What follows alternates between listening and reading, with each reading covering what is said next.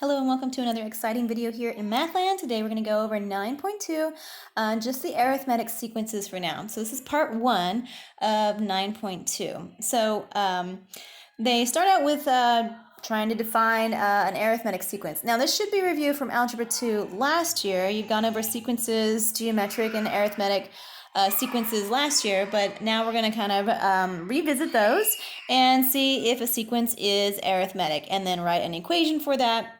And then we'll look at partial sums in the next video. So I have a question down here. It says, is this sequence arithmetic? If so, what's the common difference? So I have the example here, 4, 7, 10, 13, 16. Well, as you can see, we are adding 3 to each number in the sequence, right?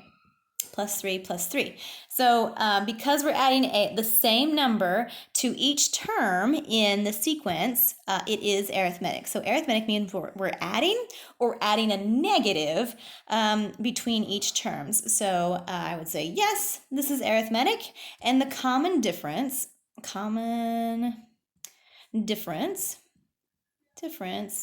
between each one is 3. Okay, and they abbreviate the common difference to be the variable d. So common difference is d. So d equals 3. Okay, so how about another one? What if I put another one here?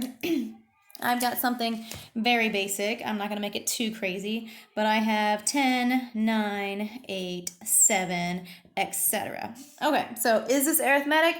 Well, am I adding something or subtracting something? That's the whole thing about the arithmetic. It's like arithmetic. We are adding or subtracting. So I am subtracting 1, subtracting 1, subtracting 1. So yes, this is arithmetic. And my common difference, my d, equals -1. So when we are subtracting, our difference has to be a negative there. So I just wanted to throw one of those out there for you, just so you know that when you are subtracting, it would be a negative number. Okay, so what about this one? What if I had 80 and 40 and 20 and 10 and 5 and something like that? So let's see, what is the difference here between the first two? That's the way you can figure out any difference in an arithmetic sequence and even geometric, but we're not there yet, is if you take two terms and you subtract them and see if it's the same between any other two terms. So 80 minus 40, that's 40, so we're subtracting 40. And 40 minus 20, that's 20. And then now we're subtracting 10, and now we're subtracting 5. So yes, we are subtracting whole numbers, and we are constantly subtracting, but to make it a true arithmetic sequence, it needs to be the same number that we are either adding or subtracting between each term. So this is a no. This is not arithmetic. Okay, so that's the first part of 9.2. Next, we're going to move on to if we were given an A1. So the first term in our sequence. So let me separate here. So if I was given an A1, that represents our first term.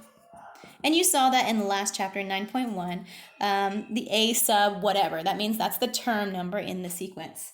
Okay, so if I was given some kind of term and a difference, I can figure out what the next 4 terms of that sequence is. So if I was given a difference or a common difference of maybe -2, and my A1, A sub 1 is, 7.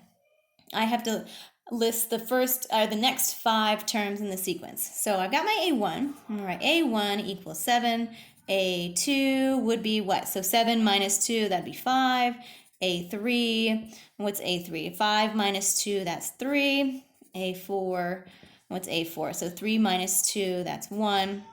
And the 5th term of this sequence is going to be 1 minus 2, that's -1. So if I was given the difference and, say, the first term of the sequence, I can figure out the rest of those terms. Okay, so now let's take a look at the arithmetic sequence formula. It's on page 700 here. So this is the arithmetic sequence formula. A sub n equals d. Remember, d was the common difference between the terms, and your n, whatever sequence number it is, plus c, a constant. So that could be any number that you want.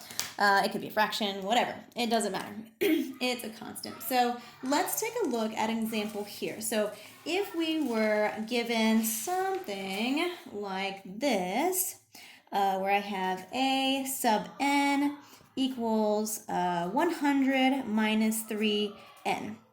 Okay, so if I was given a formula in general, or just statements where a sub n equals a constant and something times an n value, I can see right away that this is an arithmetic sequence. Okay, so regardless of the order that it's in, I have my constant first, and then I have my difference, which is negative 3 times the n. It's already set up as that arithmetic sequence.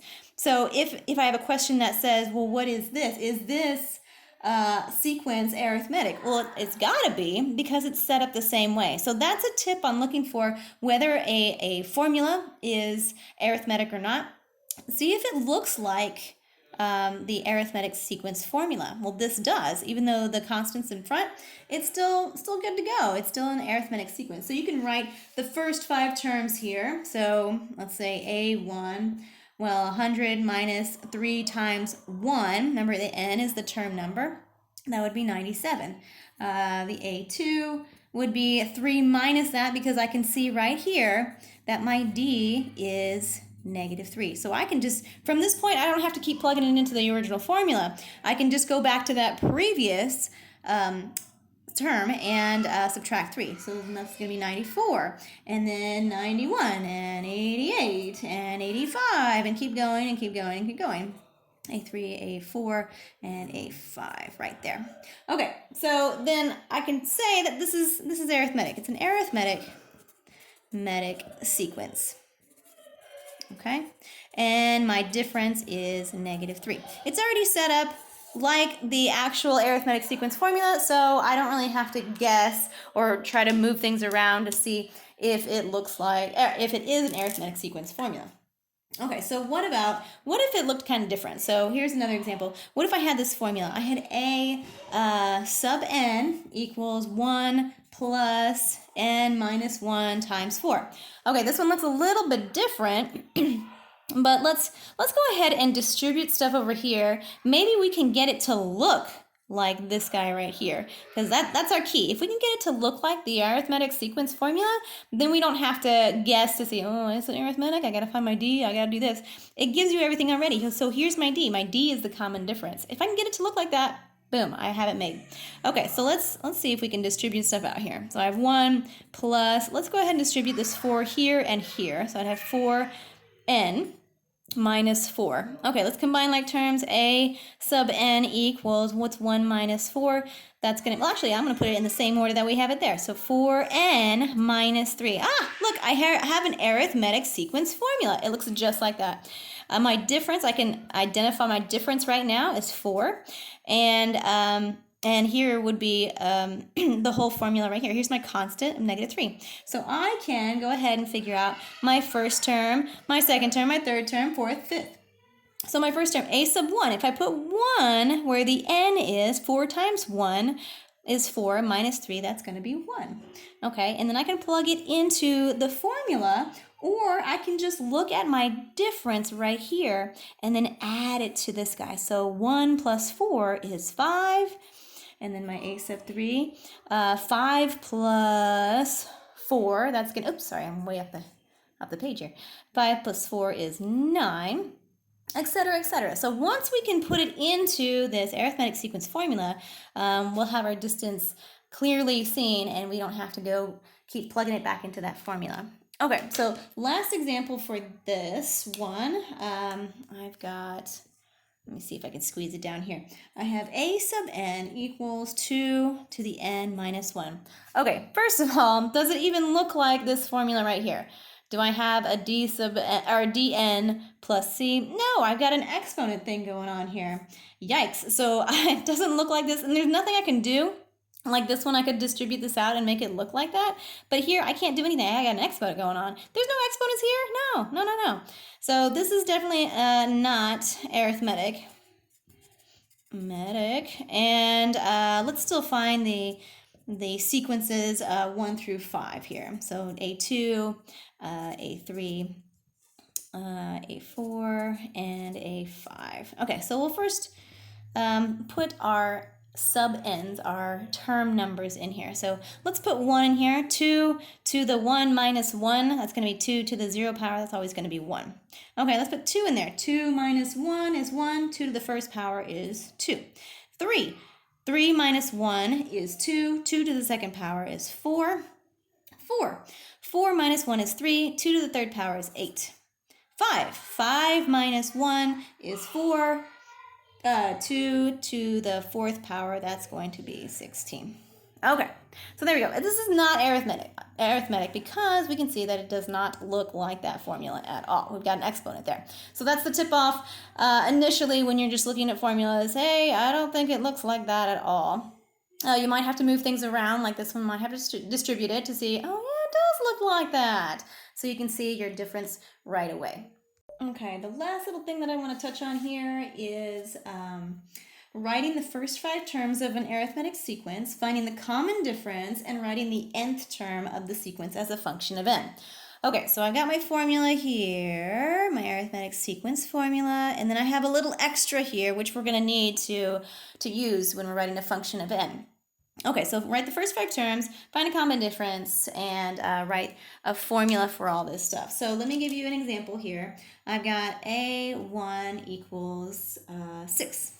And I'm also given that AK plus 1 equals A sub K plus 5. Okay, now what does all this mean? Well, what we have here is something that is written in an arithmetic sequence. So I'm looking to see what we have here. So K means the previous term, and the K plus 1 is the next term. Okay, so what we need to do is add to the previous term to get our next term. Okay, so right now I can tell that my common difference is 5. This is my D, okay? So taking the previous term, adding 5, that's going to give me the next term in the sequence. Okay, so got my D is 5. So I got that, find the common difference. Okay, so that's 5, perfect. Now I need to write the first 5 terms. So I have A1 is 6. A2 is going to be 6 plus 5, so it's going to be 11.